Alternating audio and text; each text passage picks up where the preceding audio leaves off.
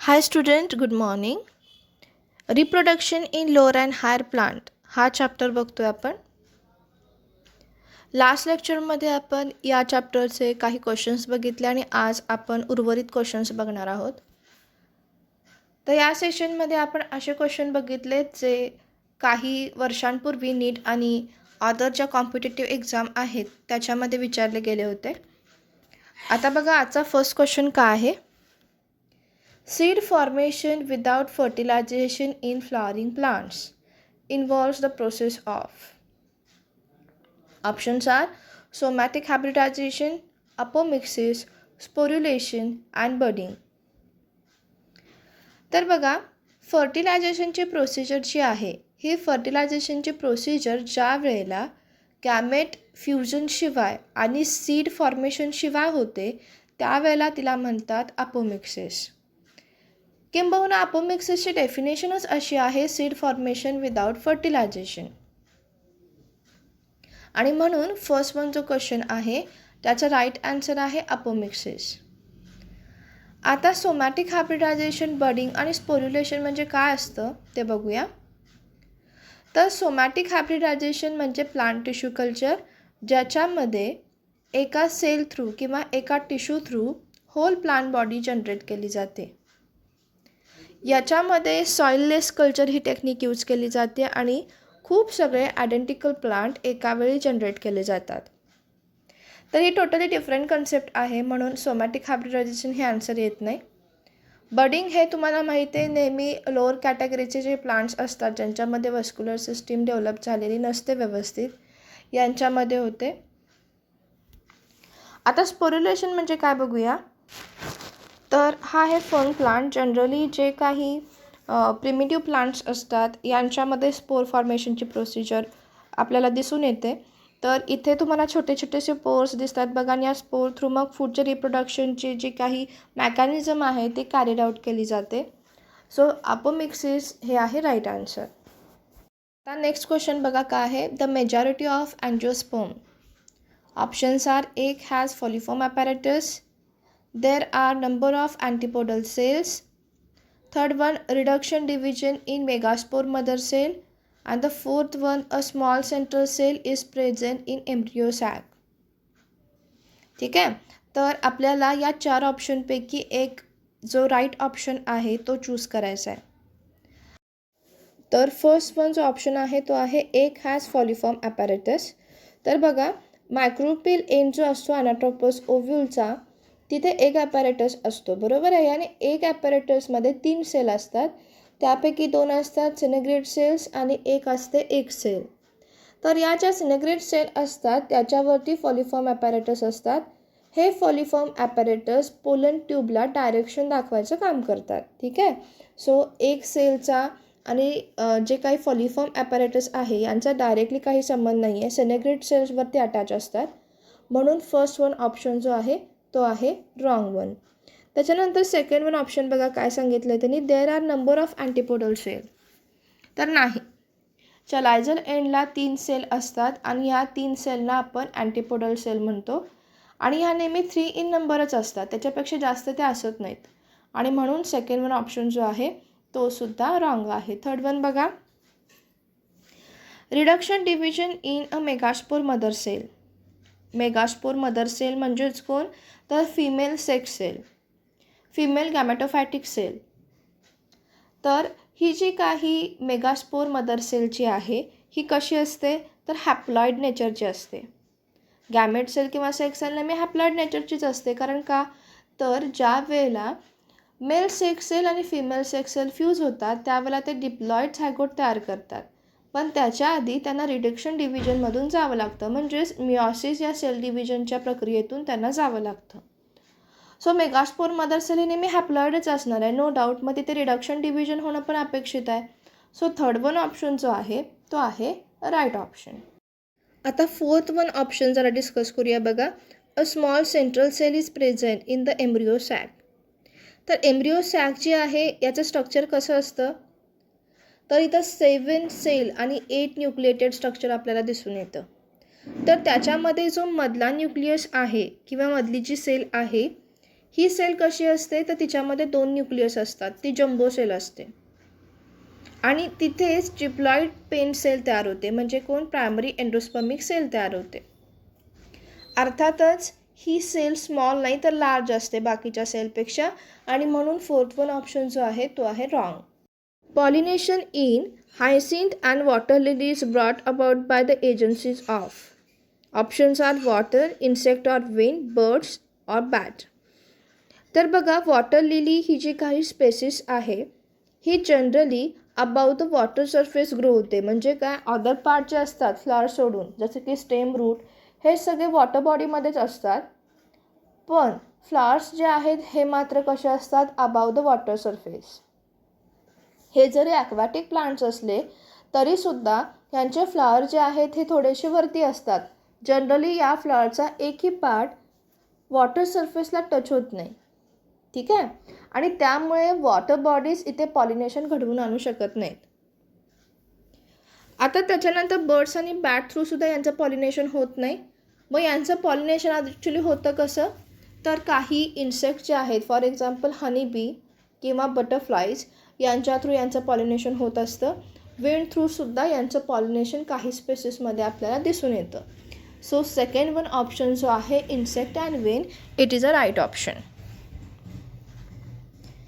आता next one question बघा. The ovule of angiosperm is technically equivalent to. and the options are megasporangium, megasporophyll, megaspore mother cell and megaspore. तर ovule जे असते या ओव्ह्यूललाच दुसरं नाव आहे मेगास्पोरेंजियम. ठीक आहे, तर ओव्ह्यूलच्या स्ट्रक्चरमध्ये जे काही इंट्युगमेंट्स असतात या इंट्युगमेंटच्या आतमध्ये जो काही मेन पार्ट असतो ज्याला आपण ओव्हरी म्हणतो, हा पार्ट जो आहे हा मेगास्पोरेंजियममध्ये स्टोअर असतो.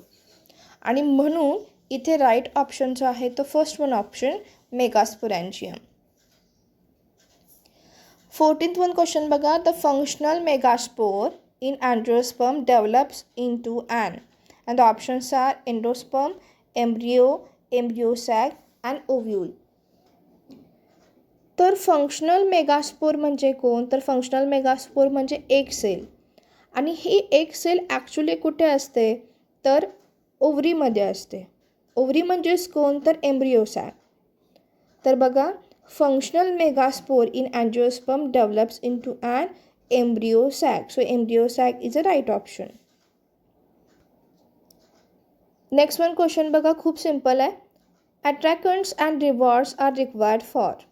आता अट्रॅकंट्स आणि रिवॉर्ड्स म्हणजे काय बघा, तर फ्लावरचं जे काही अट्रॅक्टिव्ह स्ट्रक्चर असतं, फॉर एक्झाम्पल ब्राईट कलरच्या पेटल्स असतात, एक टिपिकल फ्रेग्रन्स असतो, याला आपण अट्रॅकंट्स म्हणतो. आणि रिवॉर्ड्स म्हणजे काय, तर जे बायोटिक एजन्सीज पॉलिनेशन घडवून आणतील किंवा या बायोटिक एजंट्सना ज्या वेळेला अट्रॅक्ट करायचं असतं त्यावेळेला काही स्पेसिस नेक्टर खूप जास्त अमाऊंटमध्ये प्रोड्यूस करतात, जेणेकरून फूड मटेरियलच्या अपेक्षेने ते बायोटिक एजन्सीज तिथे याव्यात आणि पॉलिनेशन त्यांनी करावं म्हणून.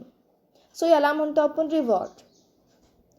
सो हे अट्रॅकंट्स आणि रिवॉर्ड कोणत्या टाईपच्या पॉलिनेशनमध्ये इम्पॉर्टंट असतात असं त्यांनी आपल्याला क्वेश्चन विचारला आहे. अर्थातच इथे इन्सेक्ट पॉलिनेशनचा रोल परफॉर्म करणार आहेत किंवा इथे आपण एजन्सी म्हणून इन्सेक्टला कन्सिडर करतो. आणि ज्या वेळेला इन्सेक्ट थ्रू पॉलिनेशन होत असतो त्यावेळेला आपण त्याला म्हणतो एंटेमोफिली. ठीक आहे, so entomophily is a right option. तर आता आपण 16th क्वेश्चन बघतोय जो स्ट्रक्चर ऑफ फ्लॉवरवरती डिपेंड आहे. तर अँजिओस्पर्मिक प्लांट जे आहेत हे स्पेसिस वाईज वेगवेगळं स्ट्रक्चर दाखवतात. तर काही स्पेसिसमध्ये एकच मोठं फ्लॉवरिंग स्ट्रक्चर असतं, तर काही स्पेसिसमध्ये छोटे छोटेसे फ्लॉवर्सचा बंच असतो. तर याच संदर्भातला क्वेश्चन आहे बघा. Flowers with the have a single ovule in the ovary and are packed with inflorescence are usually pollinated by. आता इथे काय सांगितलं आहे, तर एक फ्लॉवर आहे त्याच्याकडे एकच ओव्हरी आहे आणि तिचं जे काही गॅनोशियम पार्ट जो आहे, फिमेल रिप्रोडक्टिव्ह पार्ट जो आहे, हा खूप सगळ्या पेटल्सनी रिकवर केलेला आहे. तर या टाईपच्या फ्लॉवरमध्ये पॉलिनेशन कसं होईल किंवा कोणत्या टाईपने होईल किंवा कोणत्या टाईपच्या एजन्सीज वापरल्या जातील? ऑप्शन्स दिलेत bee, bat, water and wind. तर जनरली असं स्ट्रक्चर असणाऱ्या फ्लॉवरिंग प्लांटचं पॉलिनेशन हे कंपल्सरी विंड थ्रूच होतं. So wind is a right option. त्याच्यानंतर 17th क्वेश्चन आपण बघतोय बघा. Dioecious flowering plants prevents both. Options are autogamy and geitonogamy. Next one geitonogamy and xenogamy. Third one question आहे cleistogamy and xenogamy. And the fourth one option is autogamy and xenogamy. Dioecious plants म्हणजे असे flowering plants असतात ज्याच्यामध्ये flowers, male flower हा different असतो आणि female flower हा different असतो. For example papaya plant. ठीक आहे. हे दोन वेगवेगळ्या प्लांटवरती दोन वेगवेगळ्या टाईपचे सेक्शुअल फ्लावर्स ग्रो होतात. आणि हा सगळा खटाटोप कशासाठी सुरू असतो तर सेल्फ पॉलिनेशन होऊ नये म्हणून. बघा स्टुडंट्स, तुम्हाला आठवते का बघा आउटब्रीडिंग डिव्हायसेस हा पॉईंट आपण स्टडी केला होता आणि त्याच्यामध्ये काही flowering plants self pollination avoid करण्यासाठी या टेक्निक किंवा ॲडॅप्टेशन वापरत असतात. तर त्यांनी आपल्याला काय विचारलं आहे तर डायशियस प्लांट्स जे आहेत किंवा फ्लॉवरिंग प्लांट्स जे आहेत हे काय प्रिव्हेंट करण्यासाठी या टाईपचे मेकॅनिझम दाखवत असतात. तर याचं आन्सर सगळं सिम्पल आहे आणि ते काय आहे सेल्फ पॉलिनेशन. ठीक आहे. तर सेल्फ पॉलिनेशन म्हणजे काय तर एका फ्लॉवरवरचे जे काही पोलन ग्रेन्स आहेत ते सेम फ्लॉवरच्या स्टिग्मावरती जाऊन लँड होतात. किंवा आपण असं म्हणू शकतो की ज्या फ्लॉवर्सचे जेनेटिकल मेकअप सेम आहे अशा दोन फ्लॉवरिंग प्लांट्समध्ये सुद्धा पॉलिनेशन होऊ शकतं. मग हे सगळं अवॉइड करण्यासाठी मेकॅनिझम जी वापरली जाते त्याला आपण म्हणतो डायशियस प्लांट्स. आणि या प्लांट्समध्ये मेल फ्लॉवरिंग प्लांट वेगळा असतो आणि फिमेल फ्लॉवरिंग प्लांट वेगळा असतो. So first option is answer of that question. Next one question जो आहे तो काय बघा. Double fertilization is exhibited by. The options are algae, fungi, angiosperm and gymnosperm. तर डबल फर्टिलायझेशन म्हणजे काय होत असतं तर दोन मेल गॅमेट्स रिलीज होत असतात आणि या दोन मेल गॅमेट्सपैकी एक मेल गॅमेट एंडोस्पर्म तयार करतो आणि एक मेल गॅमेट हा झायगोट तयार करतो फिमेल सेक्सेल बरोबर फ्यूज होऊन. तर ही जी प्रॉपर्टी आहे ही स्पेशल प्रॉपर्टी फक्त आणि फक्त अँजिओस्पर्ममध्ये दिसून येते. So right answer is angiosperm only. अल्गीमध्ये जे काही रिप्रोडक्शन घडून येतं सेक्सुअल टाईप ऑफ त्याला आपण काय म्हणतो फ्रॅगमेंटेशन. फंगीमध्ये स्पोर फॉर्मेशन घडून येतं आणि त्याच्यानंतर जिम्नोस्पर्मिक प्लांट जे आहेत हे डबल फर्टिलायझेशन दाखवत नाहीत, त्यांची टेक्निक वेगळी असते. So right option is angiosperm. आता डबल फर्टिलायझेशन विषयीचाच हा क्वेश्चन आहे. तर ऑप्शन बघा काय आहेत. Fusion of two male gametes with one egg cell. Second option is fusion of one male gamete with two polar nuclei. Third one question, fusion of two male gametes of pollen tube with two different eggs. And the last one option is anagamy and the triple fusion. तर double फर्टिलायझेशनमध्ये काय होतं बघा. Pollen tube form होते आणि दोन male gametes generate होतात आणि ह्या पोलन ट्यूब थ्रू ते खाली येतात आणि त्याचबरोबर मायक्रोपिल एंड जो आहे तिथं ज्या सेल्स असतात सिनेग्रेट सेल्स आणि एग सेल, तर या सिनेग्रेट सेल्स थ्रू ही पोलन ट्यूब एंटर करते. एंटर करत असताना एक मेल गॅमेट जो आहे हा एक सेलबरोबर फ्यूज होतो आणि दुसरा मेल गॅमेट जो आहे हा सेकंडरी न्यूक्लियसबरोबर फ्यूज होतो आणि पेन तयार करतो प्रायमरी एंडोस्पर्म न्यूक्लियस. तर इथं दोन वेळेला फ्युजन होतं म्हणून आपण त्याला म्हणतो डबल फर्टिलायझेशन. आता आपण ऑप्शन्स एकापाठोपाठ एक बघूया आणि त्याच्यापैकी राईट ऑप्शन चूज करूया. बघा first one option, fusion of two male gametes with one egg cell. यांना असं म्हणायचं आहे की दोन मेल गॅमेट्स असतात आणि दोन्ही मेल गॅमेट्स हे एग बरोबर फ्यूज होतात म्हणजेच फिमेल सेक्स सेल बरोबर फ्यूज होतात. तर हा ऑप्शन टोटली रॉंग आहे. कारण का एक मेल गॅमेट जो आहे हा एक सेल बरोबर आणि दुसरा मेल गॅमेट हा सेकंडरी न्यूक्लियस बरोबर फ्यूज होत असतो. सेकंड वन ऑप्शन आहे fusion of one male gamete with two polar nuclei. It is also wrong. Third one, fusion of two male gametes of pollen tube with two different eggs. कारण एक तर एकच असतो, सिनेग्रेट sale शेजारी असतात ज्याला आपण एग ॲपॅरेटस टोटली म्हणतो. तर इथे एक एग आणि एक मेल सेक्स सेल याचं फ्युजन होत असतं. सो हा थर्ड वन ऑप्शनसुद्धा रॉंग आहे. आणि फोर्थ वन बघा, syngamy and triple fusion. Syngamy is nothing but formation of zygote. आणि ट्रिपल फ्युजन म्हणजे काय, तर सेकंडरी न्यूक्लियसबरोबर ज्या वेळेला मेल सेक्स सेल फ्यूज होते त्यावेळेला तिथं जे फ्युजन होतं हे 2 सेल आणि एका सेलचं म्हणजे एकंदरीत 3 सेलचं फ्युजन होतं, म्हणून आपण त्याला काय म्हणतो, तर ट्रिपल फ्युजन म्हणतो. सो लास्ट वन जो ऑप्शन आहे तो आहे right option. Double fertilization is nothing but formation of zygote means xenogamy and triple fusion. तर बघा, मी इथे एक इमेज दाखवलेली आहे तुम्हाला. इथे पोलन ट्यूब फॉर्म झालेली दाखवली आणि सगळ्यात शेवटची जी इमेज आहे याच्यामध्ये झायगोट फॉर्मेशन आणि एंडोस्पर्म फॉर्मेशन दाखवलं आहे. बघा, इथं तुम्ही बघू शकता झायगोटमध्ये 2N असं क्रोमोझोमल मटेरियल आहे आणि एंडोस्पर्ममध्ये 3N म्हणजे 3 न्यूक्लिएटेड स्ट्रक्चर असणारा क्रोमोझोमल मटेरियल आहे. So zygote is nothing but, or the process of formation of zygote is nothing but syngamy and the formation of triple nuclei is nothing but endosperm. So last one option जो आहे तो आहे right option. बघा, next one question. Pollen grains can be stored for the several years in a liquid nitrogen having a temperature of, and the options are -196 degree centigrade, -80 degree centigrade, -120 degree centigrade and -160 degree centigrade. बघा, yes we can store pollen grains for the long time.